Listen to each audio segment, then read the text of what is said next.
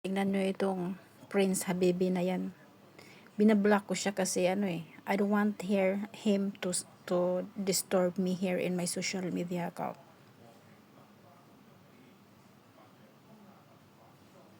He asking which country I live. Who are you? Stupid. Sabi niya, I wanted to take a moment to share something with you that was in my mind. I understand that knowing someone new online can be nervous, and it is important that we both feel safe and comfortable because we know each other. We know each other. Yung kalimutan, ang sarap talagang tusukin ng karayong mga hayop na to. Okay? I want to make sure that I am Prince Habibi and sincere in my intention. I am not a criminal, and I understand that trust is essential in any relationship. Relationship is kalimutaw, ang sarap tong sampali ng kaliwat kanan. Especially with respect to online interactions, I appreciate honestly and openness, and I never want you to doubt the authenticity of who I am. Olol, even you are the real royal family, I'm not interested all of you. You are a lot of shit. Ayan.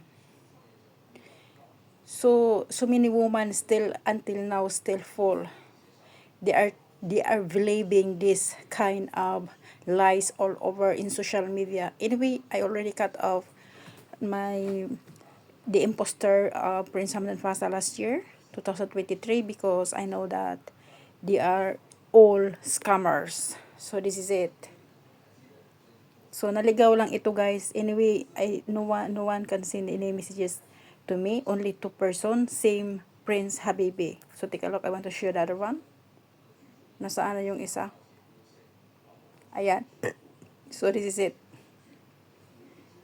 Akala nila kaya pa nila akong bulahin. Never.